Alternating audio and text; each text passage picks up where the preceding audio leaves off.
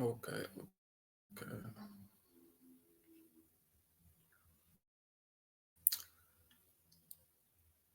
All right. Shalom, shalom. Yahweh Shemiyah Shabakatham. All right. Shalom, shalom. Let's go ahead and start this. All right. So I'm going to do a quick lesson. The title of this lesson is Jonathan and David were not lovers. Stop the false doctrine. So this false doctrine is centered around 2 Samuel 1 and 26, right? Some people, for their own lustful desires, they try to use the scriptures to justify, man-on-man relations. And one of the scriptures they use to justify it is 2 Samuel 1 and 26. So we're going to examine it and see if it says, what they're saying, if it actually justifies that sin that they're trying to live in. This is 2 Samuel 1 and 26. It says, I am distressed for thee, my brother Jonathan. And very pleasant hast thou been unto me. Thy love to me was wonderful, passing the love of women. So with that little phrase right there, passing the love of women, they try to make that say, well, that must mean that Jonathan and David had some kind of romantic relationship going on, right? But we're gonna go ahead and debunk that with a few scriptures. So let's actually get historical context of why David even says this. So 1 Samuel 18:1. And it shall come to pass, when he had made an end of speaking unto Saul, that the soul of Jonathan was knit with the soul of David, and Jonathan loved him as his own soul. Now, we're going to get back to this knit part, knit with the soul. That's something important to understand. But notice how it says Jonathan loved him as his own soul, right? And Saul took him that day and would let him go no more home to his father's house. So we're going to go over to 1 Samuel chapter 20. Why did Jonathan not let David go? That's the first thing I want to show y'all. Right? 1 Samuel 20 and 32. It says, and Jonathan answered Saul his father and said unto him, where shall he be slain? Talking about David. What have he done? So, Jonathan is asking Saul, why are you trying to slay David? What did he do to you? What have he done wrong? Right? Verse 33. And Saul cast a javelin at him to smite him, whereby Jonathan knew that it was determined of his father to slay David. So after that moment, Jonathan, he already know that, hey, my father Saul, he wants David dead, right? So this is why Jonathan, he tried to protect David, to protect him from his father's wrath, right? To protect him from dying, right? For being killed by Saul. But what Jonathan is doing, he's actually keeping the commandments. Because what did it say in 1 Samuel 18? That he loved them like his own soul, right? So this Leviticus 19:18. It says, thou shalt not avenge nor bear any grudge against the children of thy people, but thou shalt love thy neighbor as thyself. And that's exactly what Jonathan did. Let's show it again, 1 Samuel 18. It says, and it came to pass when he had made an end of speaking unto Saul, that the soul of Jonathan was knit with the soul of David, and Jonathan loved him as his own soul. Right there. So that's point number one. Jonathan loved him as his own soul, and that he was trying to protect him from his father Saul. Right? Now let's get a classic. Let's go to Deuteronomy 28. Deuteronomy 28:54. Right? So we can show the hatred that Saul has for David. It says, so that the man that is tender among you and very delicate, his eye shall be evil towards his brother, and toward the wife of his bosom, and toward the remnant of his children which he shall lead. Right? So it says his eye shall be evil towards his brother, which we see, that Saul, his eye was evil towards David. right? Let's go back to 1 Samuel 18 and actually show that. I'm going to start at verse 6.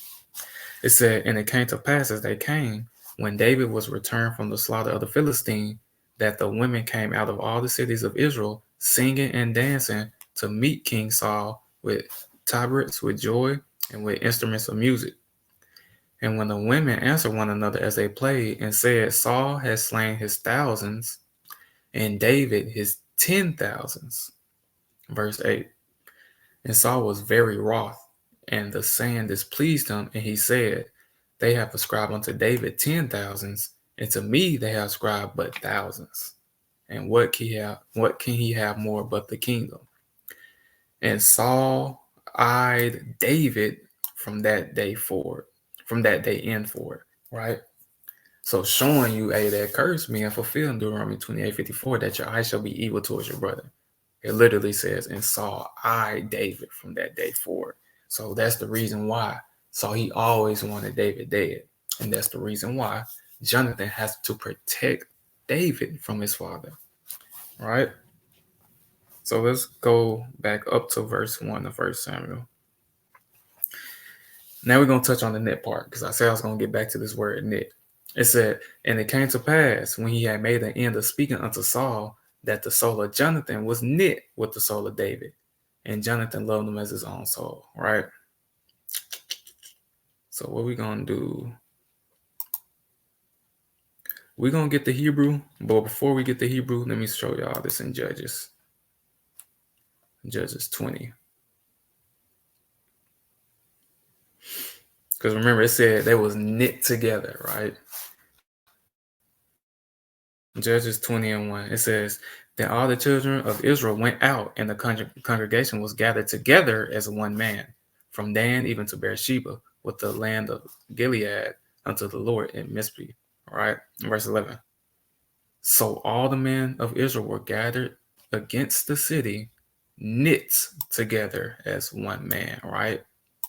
Now we see in this context, it's not talking about anything romantic, right? But I want to show y'all some. 1 Samuel 18. We're going to get the Hebrew for the word knit. Let's go down to knit. Kasar. All right. So we finna look at this word knit, because this is another thing that they might pick at to say that, they had some kind of romantic same-sex thing going on, right? A same-sex relationship, right? So let's look at the definition. You can look at the biblical usage, but what we want is the straight definition, right?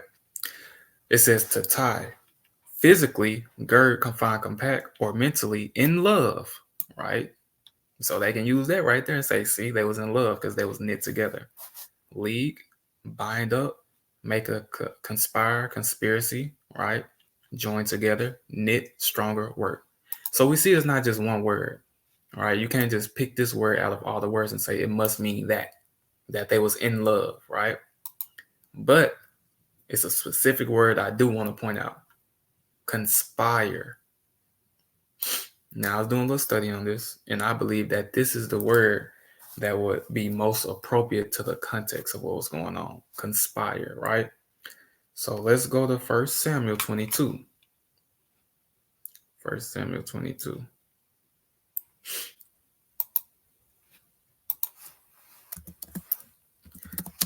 Now I'm going to show you why that knit together as one soul, them becoming one soul, is not talking about the same way a man and a woman become one soul.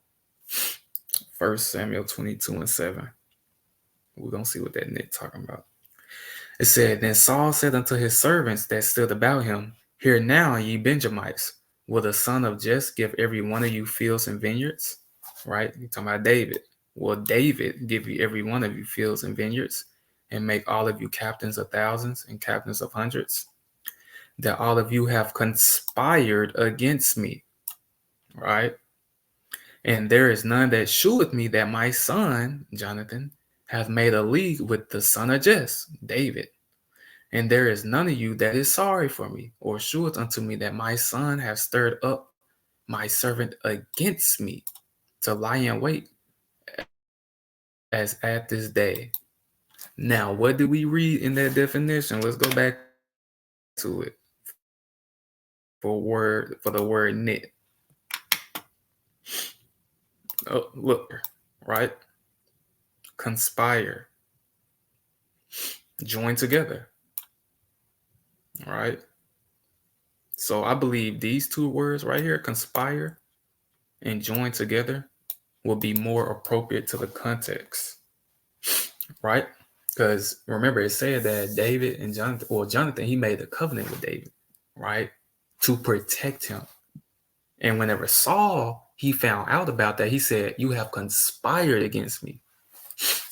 So that will be most appropriate.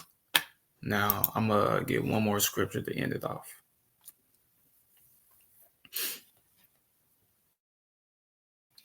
Let's go to 1 Kings. 1 Kings 15.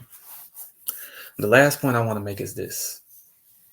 If David and Jonathan sinned, when it says Jonathan loved David as his own soul, right? If that's talking about a same-sex relationship, then why isn't that sin mentioned right here? This is 1 Kings 15:5.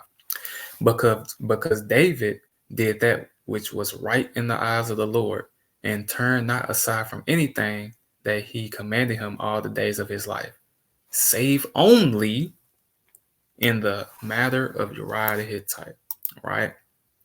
It didn't mention nothing about David doing anything else, right? It didn't mention that he did a sin of having relations with another man. So we can't use that, what is it, 2 Samuel? Yeah, we can't use 2 Samuel 1:26 to say that they love each other, as a man and a woman love each other. This is talking about a love that you have for your own brother. But this is showing you that Jonathan, he loved David because he wanted to protect him from his father. Jonathan, he put his life on the line for David. And one more thing to note. The scripture stated that Jonathan loved David, right? There ain't no scripture that says that David loved Jonathan that same way. So you can't even use the doctrine and say, hey, well, they loved each other, as a man and a woman love each other. It only explicitly states Jonathan having that love for David. But hey, with those precepts, y'all can pretty much get the point. There's no kind of sin going on between Jonathan and David. The love that Jonathan showed for David was a righteous love. It was a righteous brotherly love to protect him. All right. But with that, I'm going to say Shalom. Yahweh Bashem Yahshabrakatan.